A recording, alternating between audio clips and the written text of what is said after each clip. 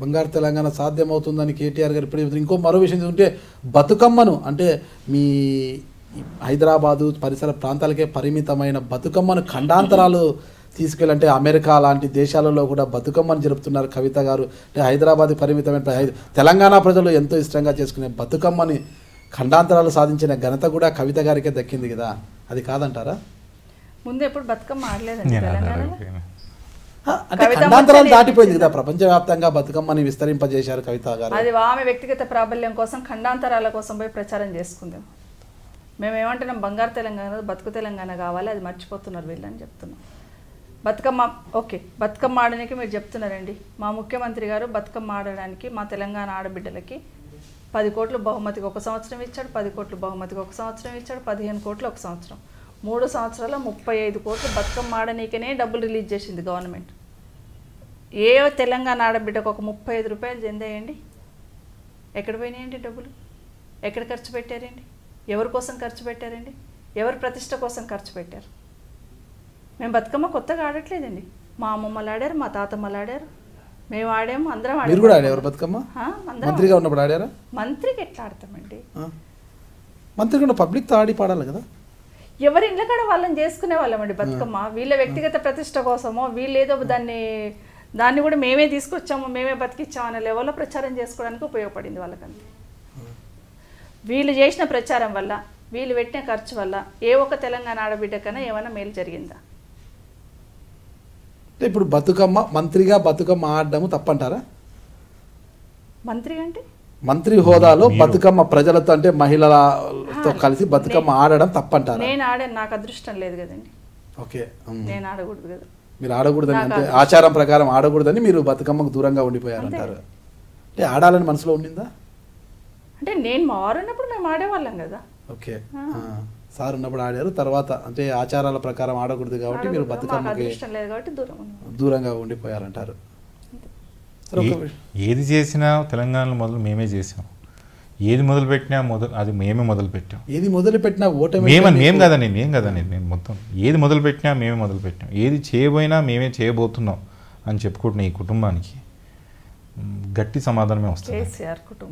ఈ సమాధానం అదే కేసీఆర్ కుటుంబానికి గట్టి సమాధానమే వస్తుంది. ఎలాంటి సమాధానం వస్తుందని మీరు ఎటువంటి సమాధానం? రాజకీయాల్లో ఉన్న వ్యక్తులు రాజకీయ సమాధానాలే ఉంటాయి.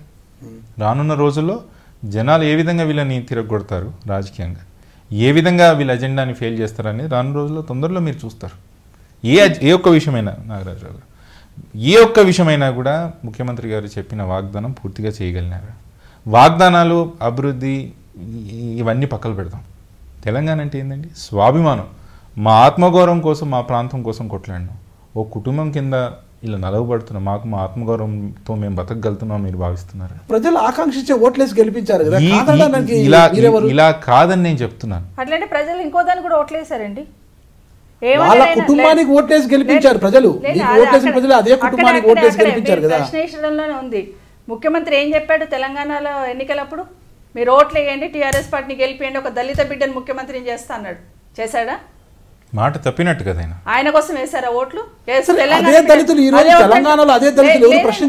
లేదండి, మేము ఏమంటాం, సమయం వస్తుందండి, అవకాశం కోసం చూస్తున్నారు. అదే చెప్తున్నాం. మీరు రాజ్యాధికార కోసం మీరు పోరాడుతున్నట్లు అనిపిస్తుంది తప్పితే అదే దళితులు మాకు అన్యాయం జరిగింది, ఈరోజు దళితుల్లో వర్గీకరణ కోసం ఎవరైతే పోరాటం చేస్తున్నారో అదే దళితులు ఈరోజు మమ్మల్ని మోసం చేశారు, కేసీఆర్ మమ్మల్ని మోసం చేశారు, మా దళిత బిడ్డకు సీఎం కుర్చీ ఇస్తారని మోసం చేశారని ఎక్కడా కూడా దళితులు పోరాటం చేయడం లేదు కదా. దళితులు ఎంత మానసికంగా రగిలిపోతున్నారో తెలుసండి. అవకాశం కోసం ఎదురు చూస్తున్నారండి. ఇది అవకాశం. నేనేమంటున్నాండి, ముఖ్యమంత్రి గారు ఆ రోజు ఏం చెప్పాడు? నేను తెలంగాణ వస్తే కాపల కుక్కలాగా ఉంటాను, మీరు ఓట్లు వేయండి, ఒక దళిత బిడ్డను ముఖ్యమంత్రి చేస్తుంటే తెలంగాణ వాళ్ళందరూ కూడా దళిత బిడ్డ ముఖ్యమంత్రి అవుతాడని ఓట్లేశారు. దెబ్బ తగిలినోడు అమ్మా నరిస్తే బాగుంటుంది కానీ దెబ్బ తగలని వారు అమ్మా టైం వచ్చినప్పుడు అమ్మా నరుస్తారో రాయి తీసుకొని ఇస్తారో అప్పుడు చూస్తారండి. 3 సంవత్సరాలు అయిపోయింది, ఇంకా 2 సంవత్సరాలండి. కేవలం కేసీఆర్ గారిని బదనాం చేయడానికి దళిత బిడ్డను సీఎం చేస్తాను చేయలేదు కాంగ్రెస్ వాళ్ళు గొంతెత్తి చెప్తున్నామండి. దళిత బిడ్డ ఆయన ఏమంటాడు ముఖ్యమంత్రి? మాట ఇస్తే మాట తప్ప తల కోసుకుంటా అంటాడు, మెడకాయ కోసుకుంటా అంటాడు. అక్కడే మెడకాయ కోసుకోవాలి. మరి దళిత బిడ్డను చేస్తాను. ఈరోజు ఎంతమంది మీద ఆరోపణలు వచ్చినా ఒక్క ఎమ్మెల్యేని కానీ పక్క జరుపుతలేడు, ఒక మంత్రిని కానీ పక్క జరుపుతలేడు. కానీ రాజయ్య గారు ఏం చేయకపోయినా ఆయన మీద అవినీతి ఆరోపణలు చేసి పక్క జరిపేసిండు. ఎందుకంటే ఆయన బాగా పనిచేస్తున్నాడు, హాస్పిటల్లో పోయి వండుకుంటున్నాడు, నాకన్నా బాగా పేరు వస్తున్నదని ఈర్ష్యతో తీసేసిండు అంటాం మేము. ఎక్కడండి ఒక ప్రాణహిత చేవేళ్ల ప్రాజెక్టుకు అంబేద్కర్ అని పేరు పెడితే అంబేద్కర్ పేరుని కూడా సహించలేని స్థితిలో ఈ ప్రభుత్వం ఉంది. అంబేద్కర్ పేరుని కూడా తీసేశారు. ఎస్, దళిత సోదరులకు ఈరోజు వాళ్ళు మర్చిపోతారు అనుకోకండి, వాళ్ళ అవకాశం కోసం ఎదురు చూస్తున్నారు. ఈరోజు ఏ అహంకారంతో కళ్ళు నెత్తికెక్కి పాలన చేస్తుంది ఈ ప్రభుత్వం, అహంకారాన్ని దించనీకే ప్రజలు సిద్ధంగా ఉంటారండి. అవకాశం కోసమే చూస్తున్నారు. నమస్కారం అండి, నేను మీ సవిత ఇంద్రారెడ్డిని. నమస్కారం అండి, నేను కార్తిక్ రెడ్డి. నాది మరియు మా అమ్మగారిది ఇంటర్వ్యూ మీరు ఐ డ్రీమ్స్లో తప్పకుండా చూడండి.